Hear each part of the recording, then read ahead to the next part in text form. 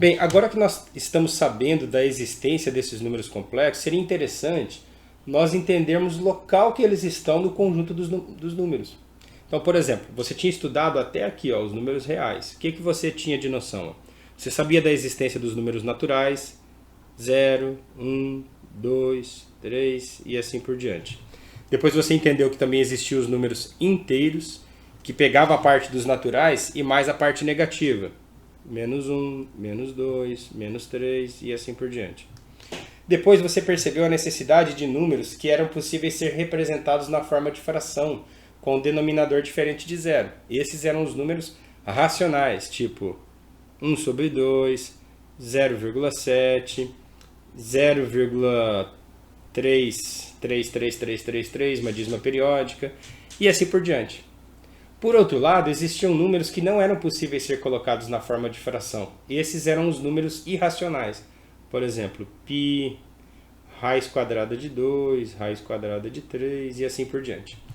Quando você unia o conjunto dos racionais com os irracionais, você obtinha os reais, ou seja, a união de Q unido a I dava exatamente igual aos reais. E era por isso que você não conseguia resolver aquelas equações do segundo grau. Porque você tentava resolver e procurava respostas aqui dentro dos reais e nenhum desses números servia de resposta para quando você chegava num problema que tinha raiz quadrada de número negativo ou raiz de índice par. Não é só raiz quadrada, tá, galera? Raiz quarta de menos 16 também não existe no mundo dos reais. Então, desde que o índice aqui seja par, você não pode ter o radicando negativo. Até que os matemáticos entenderam a existência desse danadinho aqui, a unidade imaginária. Quando isso aconteceu, foi uma revolução dentro da matemática, porque isso abriu portas para novas teorias e muitas delas tendo aplicações em outras ciências. Então o negócio bombou, foi demais, foi espetacular. Aí agora a gente precisa pensar qual a relação do conjunto dos reais e dos complexos. Será que são um mundo à parte? Um não tem ligação com o outro? Por exemplo, os racionais e os irracionais não se misturam. É tipo corintiano e palmeirense. E eu odeio palmeirense, por enquanto. Pelo menos até sábado passado, né? Aliás, retrasado. Então, veja só. Eu já até perdi a conta da questão da final da Libertadores. Vamos deixar isso para lá. Então, a pergunta é, e os reais e os complexos se misturam? Bem, aí que está a questão, né? Por exemplo, nós vimos aqui alguns números complexos dessa forma, por exemplo, igual a 4, z igual a 4. Ele é um número real. Mas, por outro lado, ele tem a parte imaginária 0. Então, ele é um número real, mas que também pode ser expresso na forma dos números complexos. Então, qual a conclusão que a gente chega? Que qualquer número real é também complexo. Por outro lado, não é todo número complexo que é real, a menos que a parte imaginária seja 0. Então a gente percebe então que essa representação que nós estamos vendo aqui, ela faz sentido. Todos os números reais está contido nos números complexos. Os reais está contido nos números complexos. Certo? Então por isso que a gente vê a representação da maneira como está aqui. Os números complexos, agora sim a gente está com o tudão. O tudão são os números complexos.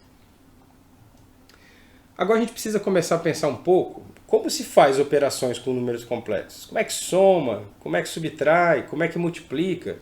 É isso que a gente vai ver aqui com esse exemplo. Aqui a gente tem dois números complexos, o número z e o número w, e a gente quer fazer a soma deles. Como é que a gente faz? Então a soma deles vai ficar aqui. 1 mais 3i mais 5 menos 2i. Aqui, infelizmente, a gente tem que fazer uma segregação. A gente só soma coisas semelhantes. Então, por exemplo, o 1 eu vou somar com o 5, ou seja, 6. E a parte imaginária eu vou somar com a parte imaginária. 3i com menos 2i, mais i. Então, essa seria a resposta de z mais w. Ou seja, os números complexos, você só soma coisas semelhantes. Parte real com parte real, parte imaginária com parte imaginária. E o mesmo você faz na subtração. Z, 1 mais 3i, menos, abre parênteses, coloca o segundo número complexo. 5 menos 2i. Você tem que obedecer ao jogo de sinal aqui. Então vai ficar aqui. 1 mais 3i, menos com mais, menos 5, menos com menos, mais 2i.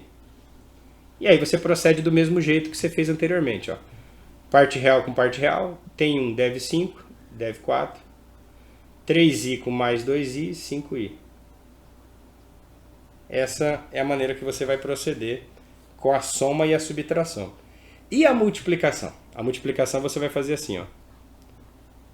1 mais 3i multiplicado por 5 menos 2i.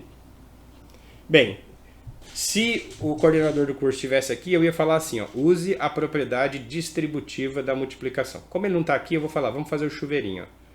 Ó. 1 chove no 5, 1 chove no menos 2i, o 3i chove por baixo no 5 e o 3i chove por baixo no menos 2i. Então vai ficar aqui, ó, 1 vezes 5, 5. Faz o jogo de sinal, claro. 1 vezes menos 2i vai dar menos 2i. Agora chove o 3i em todo mundo. Ó. 3i vezes 5, 15i. Mais com menos, menos. 3i vezes 2i vai dar 6i ao quadrado. Calma, não precisa ficar com medo não. Aqui eu já consigo fazer coisas semelhantes. Ó. Repito 5 porque não tem ninguém para somar com ele. Se eu devo 2 e pago 15, então eu fico com 13. Ó. 13i. E aqui vem o segredo, onde tudo começou. Admitir que existe um número imaginário que ao quadrado dê menos 1. Então, i ao quadrado é menos 1. Então, vai ficar aqui, ó, menos 6 que multiplica menos 1. Vai ficar o seguinte, ó, 5 mais 13i, menos 6 vezes menos 1 mais 6. E agora eu tenho uma parte real para somar com outra parte real. 5 com 6 vai dar 11. Então vai ficar 11 mais 13i. Pronto. Esse é o resultado de fazer a multiplicação daqueles dois números complexos.